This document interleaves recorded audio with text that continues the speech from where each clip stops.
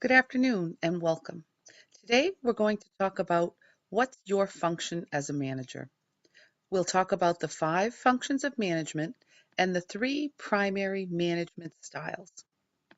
So first, we'll talk about the 5 functions of management: planning, organizing, staffing, leading, and controlling. With planning, planning is the process of thinking about and organizing activities to achieve a certain goal. Planning involves the creation of maintenance of a given organization's operations. A function of planning, for example, let's say a sales manager wants to increase sales for a certain month.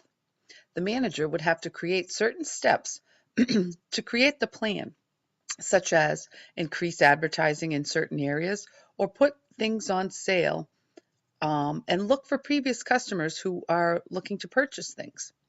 This is then organized into a logical pattern so the team can follow it. Next is organizing. Organizing creates patterns of relationships among workers and makes maximum use of resources to accomplish business plans and objectives. Organizing typically will follow the planning.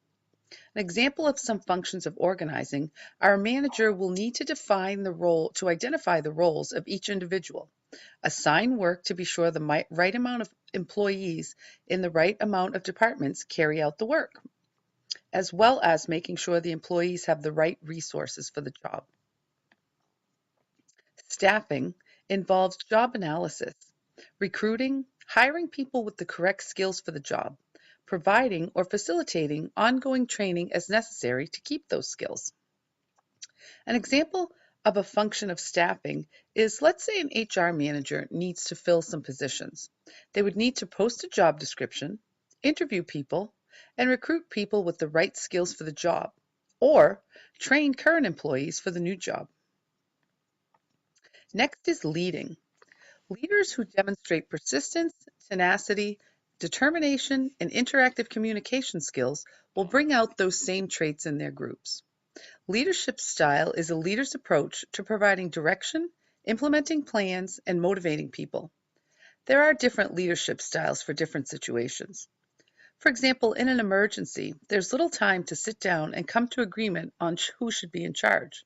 The person with the most experience and more authority in the situation is who should be in charge. The function of a leader involves motivating, communicating, guiding, and encouraging. You need to talk to employees to show them you are interested and you are working with them. And then there's control, making sure everything is consistent and conforms with the plan being laid out. It's a continuous process, and it's in each level of the organization, even the higher level. It is forward-looking and works closely with planning. It is a tool for organizational planning. Elements of control can be characteristics that can be controlled, proof of how something is going. For example, how many hours a teacher works or the amount of knowledge a child shows on a national exam is an example of characteristics that may be measured or controlled. Next, we'll talk about the 3 management styles. First, we have directing. Directing promotes learning through listening and following directions. With this style of management, managers tell the staff what to do, how to do it, and when to get it done by. An example of directing management style is for a manager to clearly and concisely state what is expected, what he expects someone to do. For example, we will create a new website for our client. We will need to explain how to do it, who will do it, and the exact date we expect it to be completed. We should explain why we need this done and be sure there is no confusion when the directions are given.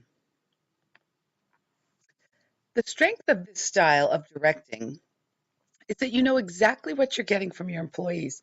Excuse me. And you know that the staff will carry out the task as directed.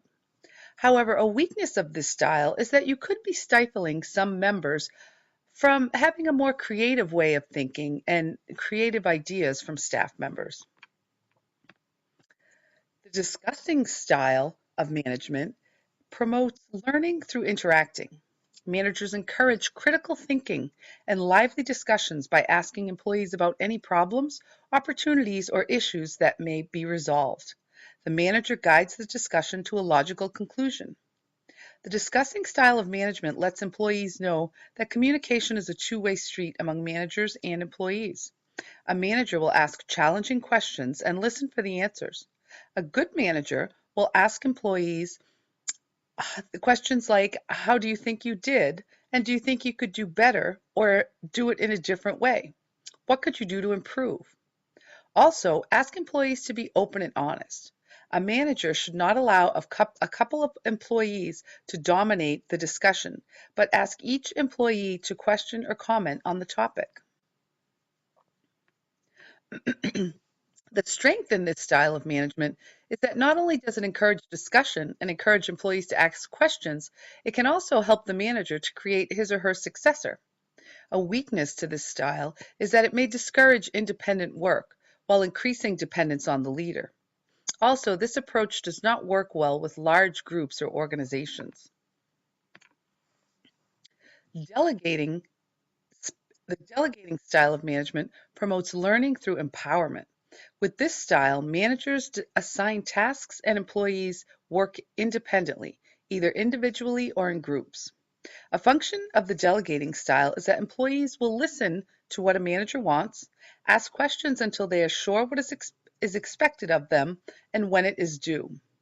Managers should assign tasks that are challenging but not overwhelming.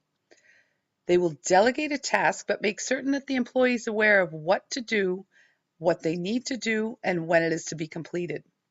The manager should establish check-in dates to make certain everyone is on the same path. A strength of the delegating style of leadership enables employees to have the creative freedom of how to approach their task. And again, this is also great for creating future leaders. However, a weakness of this style is that some members of the team might need a bit more direction, and thus they may be at a loss of how to proceed. So that's the 5 functions of management and three primary management styles. Thank you for joining me.